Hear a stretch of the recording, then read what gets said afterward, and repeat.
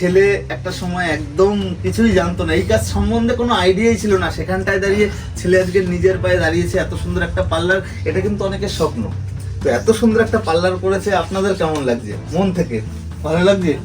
ছেলে এখন এস্টাবলিশ, ছেলে মোটামুটি এখন এই এত সুন্দর পার্লার করেছে, ওর কাজের সাথে সম্পর্কিত ওর জন্য একটা হেয়ার স্ট্রেটনার, এটাও তোমার গিফট, ঠিক আছে? একদম। Hi guys, good evening.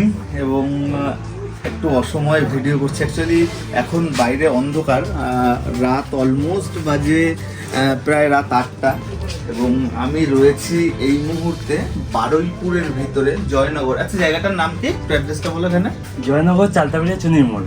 তো আমি রয়েছি, আমার একটা স্টুডেন্টের আজকের পার্লার ওপেন হয়েছে। অ্যাকচুয়ালি আমার সকাল সকাল আসার কথা ছিল, শরীর খারাপের জন্য আসতে পারিনি। বাড়ির থেকে বিকেল 4টের সময় রওনা দিয়েছি এবং রাত 8টা বাজে, প্রায় 4 ঘন্টা লেগেছে এবং এখানটায় এসছি। এবং এই যে হচ্ছে সেট আপ, এবং পরিচয় করাবো কে দোকান করেছে, আমার কোন ভাই। একটু এদিকটায় আসো, তোমার নামটা একটু বলো। সুদীপ মণ্ডল। গাইজ, সুদীপ মণ্ডল হয়তো তোমরা কম বেশি ভিডিও দেখেছো। আমার অনেক দিন পুরনো একটা ভিডিও, সুদীপকে নিয়ে ভিডিও করেছিলাম, যে ভাই আমার কাছে এসছে এবং ভাইয়ের একটা ছোট্ট প্রবলেমও ছিল।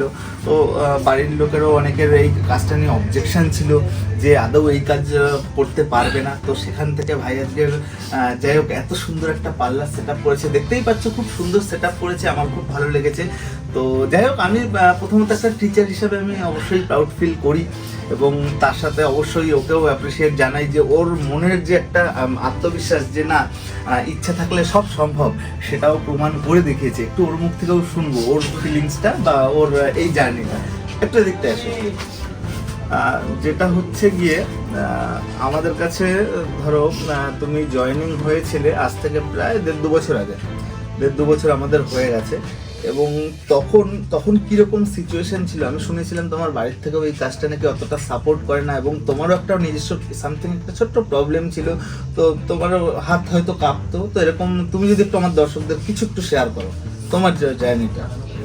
আমি যখন প্রথম জম্মুতে জয়েন করি তখন আমার নার্ভের প্রবলেম ছিল, তাছাড়া বাড়িতে একটু সমস্যা করছে, এই কাজ শিখতে দেবো না।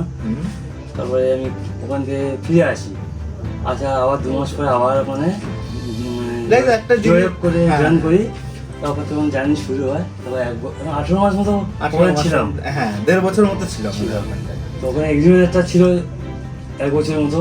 তো এক্সপিরিয়েন্স শেষ হওয়ার পরে আমি নিজে ভালো লাগি।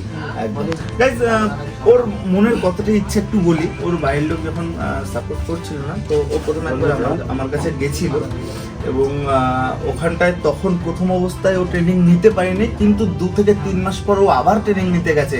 এবং এটাও শুনেছিলাম যে ও খুব কষ্ট করে, বাড়ি থেকে সেরকম একটা হেল্প হয় কেউ করেনি, এবং ও খুব কষ্ট করে টাকাটা অ্যারেঞ্জ করেছে। আমাকে প্রচুর হেল্প করেছে। পরবর্তীকালে দাদা না হলে আমি আসতে পারতাম না। তা তো স্বাভাবিক, একদম বাড়ির লোকের সাপোর্ট ছাড়া এত সুন্দর পার্লার সেট আপ করা কিন্তু সম্ভব নয় গাইজ। বাড়ির লোকের সাপোর্ট অবশ্যই প্রয়োজন।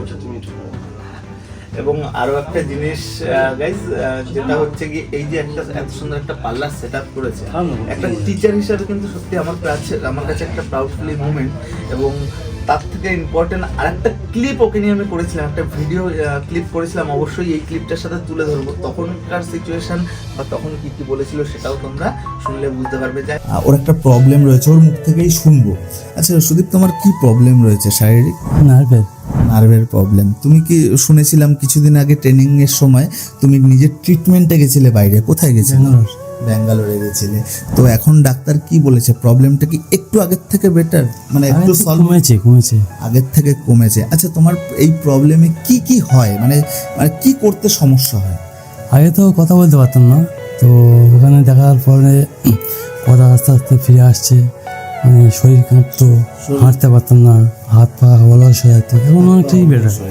যাই হোক, প্রথমত একটা টিচার হিসাবে যেটা বললাম, প্রাউডফুলি মুভমেন্ট আমার কাছে। এবং আমি তাড়াহুড়োর মধ্যেও ওর জন্য ছোট্ট কয়েকটা জিনিস নিয়ে এসেছি, যেটা হচ্ছে আমাদের এখন লেটেস্ট মডেলের যে সার্টিফিকেট, যেটা হচ্ছে আমার ছবি রয়েছে, তার সাথে ওর ছবি রয়েছে, এবং যেটা লেটেস্ট আমাদের কিউআর কোড রয়েছে, একদম গুগলে একদম এখানটায় স্ক্যান করলে ওর ফুল ডিটেলস চলে আসবে, যেটা ওর পুরনো সার্টিফিকেট ছিল। একটু খুললাম, যেটা পুরনো সার্টিফিকেট ছিল আমাদের, দেখবে এটায় কোনো কিউআর বা সেরকম কোনো কিছু নেই, কিন্তু এখানটায় কিউআর থেকে শুরু করে ওর ব্যাচ আইডি সব কিছু দেওয়া আছে। তো এটা খুলে এটা জাস্ট টানিয়ে দিচ্ছি।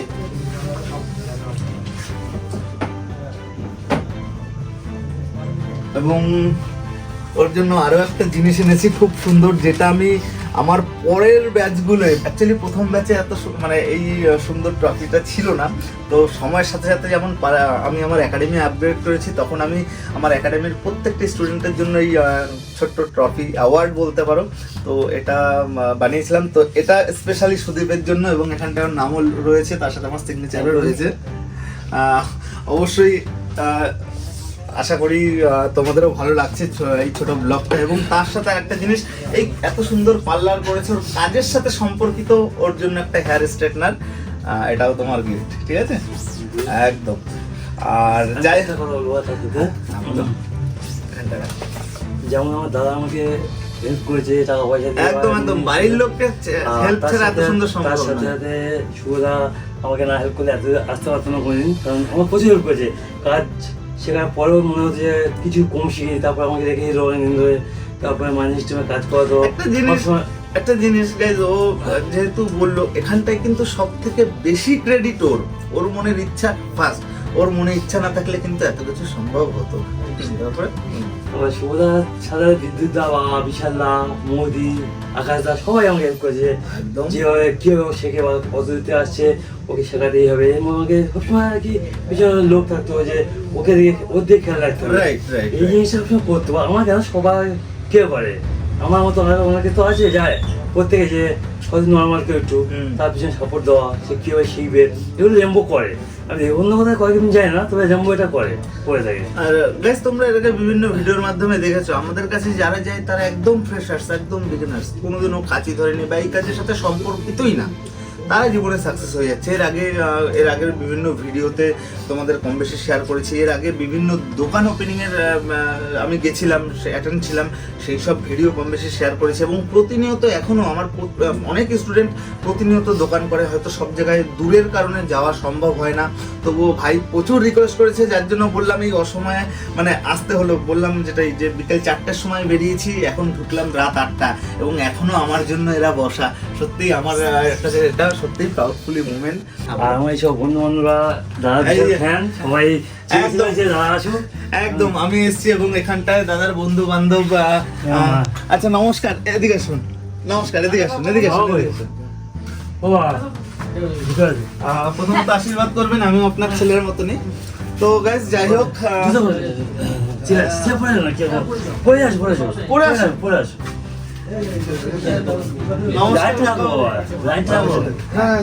আমিও আপনার ছেলের মতো। গাইস, যখন সুদীপ ভাই কাজ শিখতো তখন ওনাদের সাথে আমার কথা হয়েছিল, এই প্রথমবার দেখছি। যাই হোক, ছেলে একটা সময় একদম কিছুই জানতো না, এই কাজ সম্বন্ধে কোনো আইডিয়াই ছিল না, সেখানটায় দাঁড়িয়ে ছেলে আজকে নিজের পায়ে দাঁড়িয়েছে। এত সুন্দর একটা পার্লার, এটা কিন্তু অনেকের স্বপ্ন। তো এত সুন্দর একটা পার্লার করেছে, আপনাদের কেমন লাগছে? মন থেকে ভালো লাগছে? ছেলে এখন এস্টাবলিশ, ছেলে মোটামুটি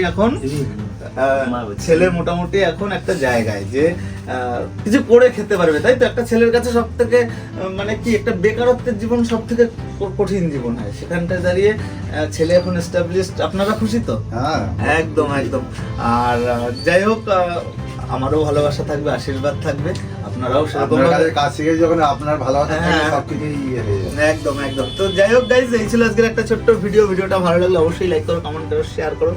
দেখা হবে খুব তাড়াতাড়ি এরকম আরো দারুণ ইন্টারেস্টিং ভিডিওর সাথে। ততদিন সুস্থ থাকবে, পাশে থাকবে।